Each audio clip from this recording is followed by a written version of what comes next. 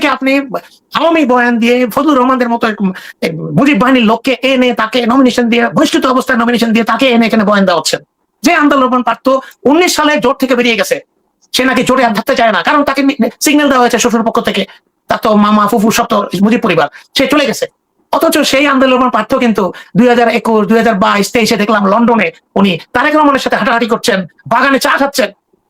আপনি তো আপাত 12-13 বছর ধরে 15 বছর ধরে লন্ডনে থাকেন, আপনি তারেক রহমানের সাথে দেখা করতে পেরেছেন কোনোদিনও? জীবনে কোনোদিন দেখা করতে পেরেছেন? পারেননি। আমরা পেরেছি? পারেনি। অথচ আন্দোলন পার্থ শেখ পরিবারের আত্মীয়। অনেকে অনেক পোড়খাওয়া নেতারা এসেও দেখা করতে পারে নাই, মানে পারবেন না, এবং অনেক জায়গাতে টাকা পয়সা লেনদেন আমরা শুনেছি। ঠিক আছে, এদেরকে কেন লাগবে? এরা কি ইন্ডিয়ার সাথে নেগোশিয়েট করে দেয় নাকি শেখ পরিবারের রিপ্রেজেন্টেটিভ? কেন ববি হাজ্জাজকে মন্ত্রিত্ব হয়? মুসা বিন শমসের শেখ হাসিনার আত্মীয়, তার অন্যতম ডোনার, তার ছেলে, তাকে আপনি মন্ত্রী বানান, তাকে আপনি এমপি বানান, তাহলে এটা কোন বিএনপি? আমি জানতে চাই ব্যক্তিগতভাবে। আমার মনে হয় জামাত আর বিএনপি যদি একসাথে ঐক্যবদ্ধভাবে দেশটা না চালায়, তাহলে আবার ঘোর অমানিসা আসবে। যে অন্ধকার, যে সাইদি সাহেব বলেছিলেন না, অমানিসা আসবে, অন্ধকার কাটবে না। ইতিহাসের সবচেয়ে ব্যাড এলিমেন্ট, ইতিহাস থেকে কেউ আমরা শিক্ষা নেই না, এটাই সবচেয়ে বড় শিক্ষা। কেন আমরা we don't learn from history?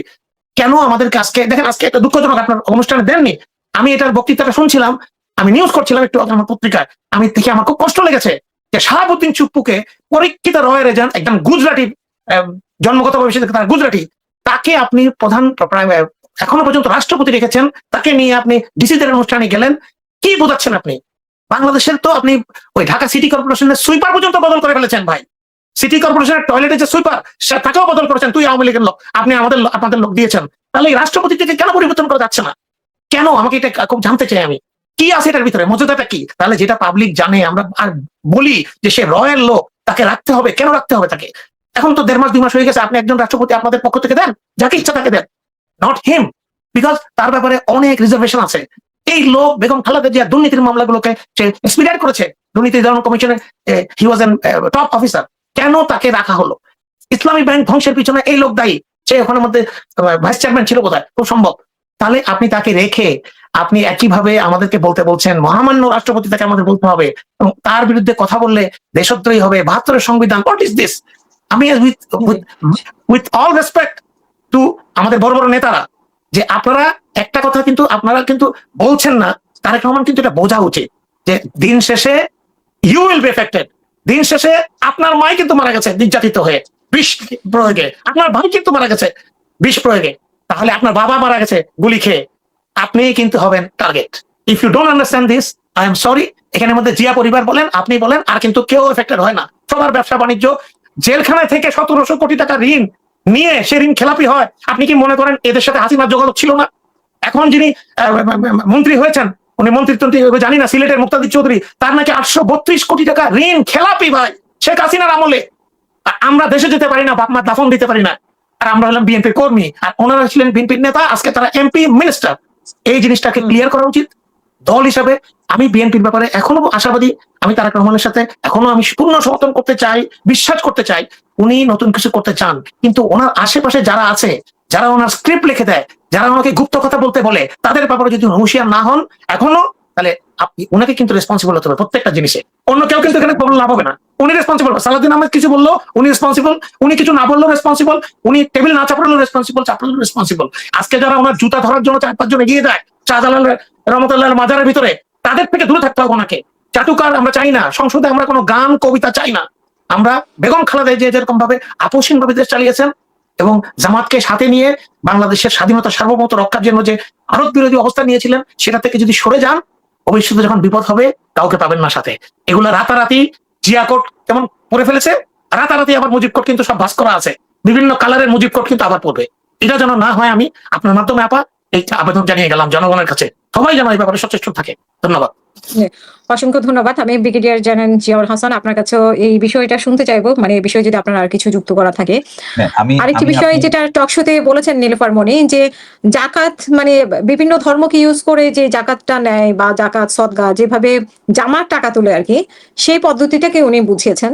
তো এখানে আপনার মানে চাঁদাবাজি, জাকাত, মানে যে ধর্মকে ব্যবহার করে যে মানে জাকাতটা করা হয়, সেটাকেই উনি আসলে বুঝিয়েছেন। এখানে প্রকৃত জাকাত বা ধর্মে যেটা লেখা আছে সেই জাকাতটাতে উনি সম্ভবত, যেটুকু আমি দেখেছি, উনি সেটা মিন করেনি। তো মানে যেই ভাবে যে প্রসেসে টাকা তোলে সেইটাকে উনি মিন করেছেন। তো এই ক্ষেত্রে আপনার ব্যাখ্যাটা কি হবে? আমি এই ব্যাখ্যার আগে আমি একটা কথা ক্যাপ্টেন মারুফ রাজুর সাথে আমি একমত। আমি কিছু জিনিস অ্যাড করতে চাই।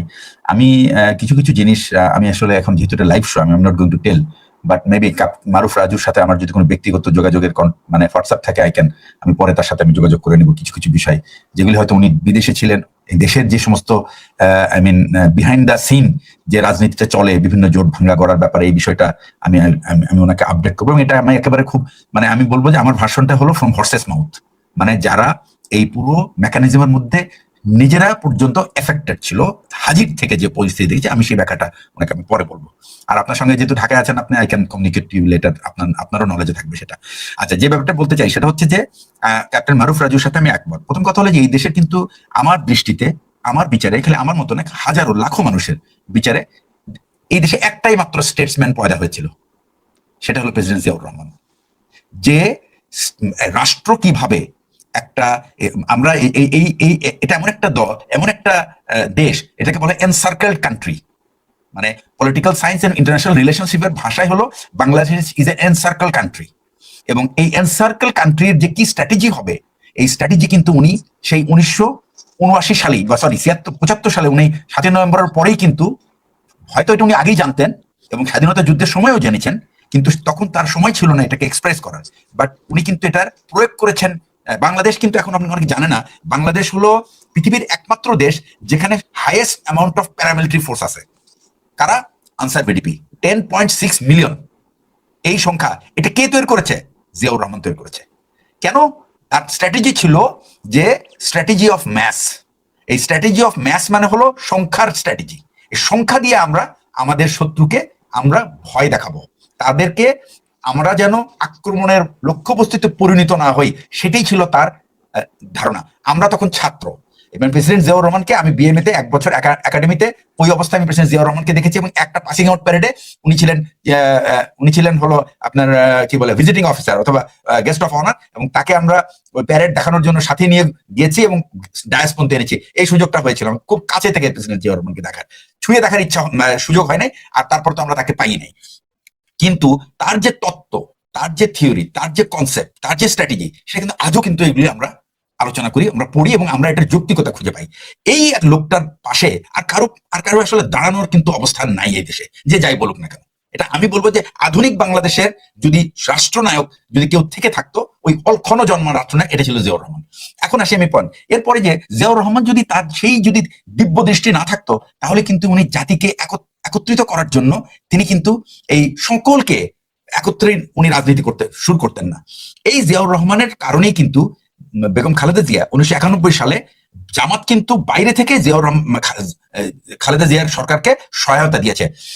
আওয়ামী লীগ কিন্তু জামাতকে সবকিছু অফার করেছিল, কিন্তু জামাত তাদের বিচারে তারা জানে যে এই দেশের যদি স্বাধীনতা সার্বভৌমত্ব রাখতে হয়, এটা শুধুমাত্র বিএনপির হাতে এটা নিরাপদ, আর কারো হাতে না। সেই জামাত 36 বছর যারা তাদের রাজনৈতিক সহযোগী, প্লাস জামাতের অনেক শিবির কর্মীরা খালেদা জিয়ার মুক্তির জন্য মিছিল করতে যে কিন্তু মারা গেছে। জাতীয়তাবাদী ছাত্র দল, যুবদল এবং জাতীয়তাবাদী দল, তারা তো তাদের পার্টি লিডার, বাট ওরা কিন্তু আরেকটা পার্টি, এবং তারা এই স্যাক্রিফাইসটা করেছে। এবং সবসময় উনি একটা কথা বলেছেন, এবং খালেদা জিয়াও কিন্তু একভাবে, যত চাপে আসুক খালেদা জিয়া কিন্তু কখনোই জামাত ইসলামী শক্তিকে সে কিন্তু কখনো হাতছাড়া করে নাই। এবং ভারতের কিন্তু একটাই প্ল্যান ছিল, একটাই প্ল্যান। তারা অনেক চিন্তা ভাবনা করে দেখছে যে যদি খালেদা জিয়ার সাথে জামাতের যদি বিচ্ছিন্নতা না করা যায়, তাহলে এই দেশে কোনোদিন ভারতপন্থী সরকার আনা সম্ভব না। এবং এটা এবং খালেদা জিয়া কিন্তু শেষমেশ মরতে হলো শুধুমাত্র জামাত না ছাড়া কারণ, আর কিছু না। 18 সালে খালেদা জিয়াকে জেলে যেতে হয়েছে শুধু এই কারণে, এবং তারপরে ফাইনালি মৃত্যু মুখে পতিত হয়েছে সে 21 নভেম্বর 2025-এ। এরপরে তাকে পয়জনিং করা হয়েছে। এবং এটা খালেদা জিয়া কে বলেছে? খালেদা জিয়া যে চিকিৎসক ছিল সে বলেছে, যেদিন খালেদা জিয়াকে নাগরিক সম্বর্ধনা নাগরিক শোক দিবস ছিল, সেই দিন তিনি স্টেজে বলেছেন এটা। এবং এই ব্যাপারটা জন্য যদি দায়ী লোকদেরকে যদি বিচার না করা হয়, তাহলে এটা হবে অনেক বড় বেইমানি, এই জাতির সাথে, এই দলের সাথে এবং এই নেত্রীর সাথে বেইমানি হবে। সুতরাং আমি বলবো যে, এবং আপনি যদি খেয়াল করে থাকেন, আমি নাহিদের 33 মিনিটের বক্তব্যটা শুনেছি, এবং আমার কাছে মনে হয়েছে যে আমার শোনা পার্লামেন্টে the best speech I have ever hard from a young leader. এনসিপির অনেক নেগেটিভ পয়েন্ট থাকতে পারে, তাদের পার্টির বয়স মাত্র 2 বছর, তাও হয় নাই সম্ভবত। দ্বিতীয় বছর হবে এবার, এই সেপ্টেম্বর মাসে হবে তাদের দ্বিতীয় বছর, পার্টির দ্বিতীয় বার্ষিকী, না সরি দ্বিতীয় বার্ষিকী হয়ে গেছে, তারা এখন থার্ড ইয়ারে। তো এই পার্টির একটা লিডার যে ম্যাচিউর বক্তব্য রাখতে পেরেছে, আমার মনে হয় পুরো বিএনপিতে এরকম একটা ম্যাচিউর বক্তব্য কেউ রাখতে পারেনি। এবং ওই দিন বিএনপির প্রত্যেকটা নেতৃত্বকে না, ওদের তো দল গঠনই হলো 25-এ, ওদের দল গঠনই তো হলো 25-এ, আর সে তো সরকারের একটা অন্তর্বর্তীকালীন সরকারের একটা অংশ ছিল। 1 বছর প্লাস, মানে 2 বছরই হয়নি তাদের, কিন্তু তারপরেও তারা, আমি বলবো তাদের ভাষণটা ছিল এত, তারা এই যা বলেছে এটা তারা মিন করে কিনা জানি না, তারা বুঝে বলেছে কিনা, আমি নিশ্চিত যে তারা বুঝেই বলেছে। এবং বুঝে বলার পরে বিএনপির প্রত্যেকটা বর্ষিয়ান নেতাদেরকে কিন্তু তারা লজ্জা দিয়েছে ওই দিন, এবং এরপরে আর কোনো কথা থাকে না। সুতরাং ক্যাপ্টেন মারুফের যে পয়েন্টটা, যে এই শাহাবুদ্দিন চুপ্পু যিনি একেবারে ডেলিবারেটলি, উনি শাহাবুদ্দিন চুপ্পুর কতগুলি ভুল আমি বলি আপনি, একটা হলো কতগুলো অপরাধ 2001 সালে বিএনপি গভর্নমেন্ট আসার পরপরই যে পাবনায় কিছু ঘটনা ঘটেছিল, সেগুলি কিন্তু তদন্ত দায়িত্ব সে পালন করেছে, এবং সে বিএনপিকে কিন্তু বহুত লোককে সে এর মধ্যে এই মামলায় কিন্তু তারা কারাভোগ করেছে, এবং মাসের পর মাস তারা ঘর ছাড়া ছিল, মিথ্যা মামলা এগুলি। 2 নম্বর হচ্ছে খালেদা জিয়াকে দুর্নীতিবাজ প্রমাণিত করেছেন এই ভদ্রলোক, এবং তিনি তাকে এবং একটা মিথ্যা, এবং পুরো কোর্ট, আমার এক বন্ধু, আমি নাম বলবো না, উনি সুপ্রিম কোর্টের জাজ, উনি বলছেন যে আমরা লজ্জিত যে খালেদা জিয়ার মতো একজন প্রধানমন্ত্রী, এত বয়স্ক এরকম একজন মানুষকে আমরা জামিন দিতে পারলাম না একটা মিথ্যা কেসে। এটা আমাদের বিচার বিভাগের জন্য এটা একটা কলঙ্ক। He said that personally to me. তারপরে আমি বলি যে এই লোকটাকে আপনারা রাষ্ট্রপতি রাখেন কোন বিচারে? এটা আমার মাথায় আসে না ভাই। এবং এই লোক কি করেছে, পুরো ইসলামী ব্যাংককে খেয়ে ফেলছে, তার 2টা passport illegally, he is holding 2 passports, এবং সে আমাদের রাষ্ট্রপ্রধান। এবং দেখেন তার নিজেরও কোনো লজ্জা শরম নাই, অবাক করা ব্যাপার, তার নিজেরও কোনো লজ্জা শরম, সে কি কথা আগে বলছে কি কথা এখন বলছে, আমি তো বুঝি না। মানে একটা মানুষের তো মানে বেসিক শেম থাকার কথা, আমি তো কোনোভাবেই মেনে নিতে পারছি না এটা। একটা লোক যখন বিবেকহীন হয় তখন সে এরকম আচরণ করতে থাকে। তো আমি বলি সবসময় যে ভাই, আমাদের রাজনীতিবিদরা যারা ওই চেয়ারে বসে না, তাদের লজ্জা শরম তারা মোটামুটি সিন্ধুকে জমা দিয়ে বসে, যার ফলে আর তাদের আর কিছু মানে আর কিছু লাগে না, তাদের গায়ে কোনো চামড়া নাই, তার কিছু পরেও না, কাপড় চোপড়ও পরে না, দে লুক নেকেড। এটাই আমি বলবো যে বাংলাদেশের অবস্থাতেই, যার কারণে বিএনপির যে এই সমস্ত এত লাখ, আমি তো মনে হয় প্রায় 10 লাখের মতো মানুষ, তারা রীতিমতো নিঃস্ব হয়ে গেছে, এবং তারা দিনে দিন, মানে মাসের পর মাস, বছরের পর বছর ধান ক্ষেত, পাট ক্ষেত, বাঁশ ঝাড়ে ঘুমাইছে।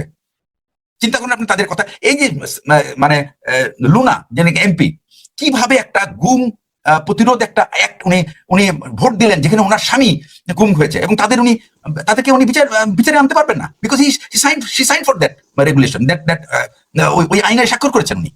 যিনি আপনার স্বামীকে গুম করলো, আপনি তাকে বিচারের আওতায় আনতে পারবেন না। এটা একটা কি ধরনের প্রতারণা? আপনি কাকে কি বোঝাচ্ছেন ভাই? এগুলি আপনার আইন। এই জন্যই বলি যে যদিও ক্যাপ্টেন মারুফের হয়তোবা তার মন খারাপ হতে পারে, আমি বলেছি যে আমরা খুবই আশা হতো, কিন্তু ওনার হয়তো ভিউ হতে পারে যে 2 মাস কিছুই না। ভাই, মর্নিং শোজ দ্য ডে, আপনি কি করবেন আগামী 5 বছর তো এখনই বুঝতে পারছি।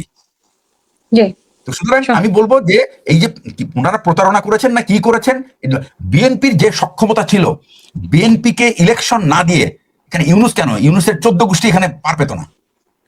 সুতরাং বিএনপির ভয় পাওয়ার কোনো কারণ ছিল না। বিএনপির কাছ থেকে শুধু একটাই আমাদের আশা ছিল, ডু দ্য রাইট থিং। সবাই তাকিয়েছিল বিএনপির দিকে, এবং এখনো কিন্তু আমরা বলি বিএনপিকে কিন্তু এইরকম ভাবে ধ্বংস হইতে দেওয়া যাবে না। We have to protect BNP by all means, by correcting them, bringing them into right path, because BNP is the only hope. There is no other party which is as good as large as big as BNP is। শেষ করবেন please. জি, এটা বলে আমি শেষ করছি, thank you. না, ওই প্রসঙ্গে তো আপনি গেলেন না, যে আপনাকে বলি, আমার নীলুফার মনিকে আমি ব্যক্তিগতভাবে জানি, আমি 2 একটা টক শোতে তার সাথে ছিলাম। আমার কাছে মনে হয়েছে যে এটা একটা out of expression she has express, but আমার মনে হয় না যে শি মেন্ট, আমার মনে হয় না যে উনি এটা মিন করেছেন যে উনি জাকাতের থেকে আপনার চাঁদাবাজি ভালো। তবে আরেকটা কথা আমি আপনাকে বলি, জামাতের বিরুদ্ধে যে অভিযোগ, আমি কিন্তু ভাই আমি এটা শুনতে চাই যে জামাতের ফান্ডটা নিয়ে, যে মানে ফান্ড নিয়েই তো কথা, আমি বলি আপনি সেই ফান্ডটা কিভাবে? আমি বলছি Jamaat is a cadre base party. জামাতে যারা নাম লেখায় তাদের কিন্তু they are bound to pay part of their salary as মাসিক চাঁদা, এটা এবং তাদের নির্ধারিত করে দেওয়া আছে। সিমিলারলি ঠিক একইভাবে যদি জামাতের কোনো কর্মী ফুল টাইম রাজনীতিতে ইনভলভ থাকে, তাহলে তাদের একটা ফান্ড আছে, আমি ফান্ডার নাম ভুলে গেলাম, এই যে টাকাটা তারা চাঁদা দেয়, এই চাঁদাটা পার্টির ফান্ড দেয়, এবং পার্টির কিন্তু যারা লিডারশিপ, যারা একেবারে পুরা 100% রাজনীতিতে ইনভলভ, তারা কিন্তু একটা মাসোহারা পায়। এবং শুধু তাই না, জামাতের আপনারা হয়তো জানেন কিনা জানেন না, এই যে এই জুলাই আন্দোলনে ওই দিন আমি বিরোধী দলীয় নেতাকে বলতে শুনেছি যে তারা মাঠ পর্যায়ে সার্ভে করে প্রায় 1400 যে জুলাই যোদ্ধা আহত হয়েছে, নিহত হয়েছেন, তাদের নামের তালিকা তাদের কাছে আছে, 20,000 আহতের তালিকা তাদের কাছে আছে, এবং যারা পঙ্গুত্ব বরণ তাদের তালিকা তারা আছে। এবং জামাতের সদস্য যারা এরকম ভাবে ক্ষতিগ্রস্ত হয়েছে, প্রত্যেকে মাসে কিন্তু তারা একটা ভাতা পায়, পার্টির থেকে ভাতা পায়। এটা তাদের পার্টির রেগুলেশন। মানে যারা আহত হয়েছে না নিহত, মানে শহীদ নিহত হয়েছে তারা পাচ্ছে, এবং যারা পঙ্গুত্ব বরণ করেছে, যারা মানে আর আমার মনে হয় না, কারণ আহত নিহত অনেকের সাথে আমার যোগাযোগ আছে, মানে ওদের সাথে কানেক্টেড আমি খুব ভালো, মানে আমার এখানে প্রায় প্রোগ্রাম করে। আমি বলি আপনাকে, যারা পঙ্গুত্ব বরণ করেছে এবং তার কোনো কর্মক্ষম না, তারা I'm not saying that আহত হলেই আমার মনে কিছু সংখ্যক হবে, সবাই না, কারণ আহত নিহত অনেকের সাথে আমার যোগাযোগ আছে, এবং এই জিনিসগুলো আমি বলি এটার ব্যাপারটা হলো কি, তারা তাদের পার্টি এমন ভাবে অর্গানাইজড, একেবারে প্রতিটা গ্রাম থেকে শুরু করে নিয়ে একটা হাইস্ট লেভেল পর্যন্ত দে আর কানেক্টেড, সোজা কথা, এটাই তাদের। সুতরাং এর বাইরে আচ্ছা জাকাত কি হয়, জাকাত কিন্তু আসলে জামাত তাদের পার্টিতে জাকাত দেয় বলে আমার মনে হয় না, কারণ আমি জানি না এই ব্যাপারটা। আমি যতটুকু আমি ওই ব্যাপারটা জানি, জাকাত তাদের বিভিন্ন রকম জাকাতের এখন তো ফান্ড, বিভিন্ন কোম্পানি আছে যারা, বা বিভিন্ন অর্গানাইজেশন আছে যারা জাকাত কালেক্ট করে। এখন দেখেন, জাকাত যদি কেউ কালেক্ট করে, এইটার কিন্তু এই all public funds are by regulation আর অডিটেবল। সুতরাং যদি একটা এনজিও যে জাকাত কালেক্ট করে, সে কিন্তু প্রতি বছরে তাকে অডিট করে সরকারের কাছে কিন্তু রিপোর্ট দিতে হয়, এবং এই অডিটররা কিন্তু আপনি শুধুমাত্র কত টাকা কালেক্ট করলেন তা না, কোথায় আপনি খরচ করলেন এবং কোন অথরিটি, আপনার কনস্টিটিউশনে আছে কিনা, কনস্টিটিউশনের বাইরে হলে সেটা কিন্তু তারা তাদের অবজারভেশনে তুলে ধরবে, এবং এটা গভর্নমেন্টের কাছে যাবে। আর একটা ব্যাপার, একটা কথা বলি আপনার, গভর্নমেন্ট কিন্তু এখন যে কোনো অডিট রিপোর্ট অ্যাকসেপ্ট করে না। গভর্নমেন্ট কিন্তু একটা প্রেসক্রাইব লিস্ট আছে যে কারা অডিট করতে পারবে, এবং এই অডিট রিপোর্টটা অনলাইনে সাবমিট হবে। সুতরাং it is available in the net, গভর্নমেন্টের কাছে এটা আছে, এবং এখান থেকে মানে আপনাকে ঘষা মাজা করার কোনো সুযোগ নাই। It's once it is uploaded, it's there. তো আমার কাছে মনে হয় যে এই ব্যাপারটা, এটা শুধুমাত্র এটা নিয়ে একটা রাজনীতি চলছে। আমার মনে হয় এটা কয়েকদিন পরে এটা এমনি হয়ে যাবে। এটা সবাই এরকম দেখেন, রাজনীতিবিদদের আবার একটু খেয়াল করা দরকার, তারা মুখ দিয়ে কিছু বললে, আমরা দুই একটা ভুলভাল বললে আমাদেরকে কেউ ধরবে না, বা আমাদের ধরতে পারে, কিন্তু আমরা হয়তো কোনো কাভার নিতে পারবো না।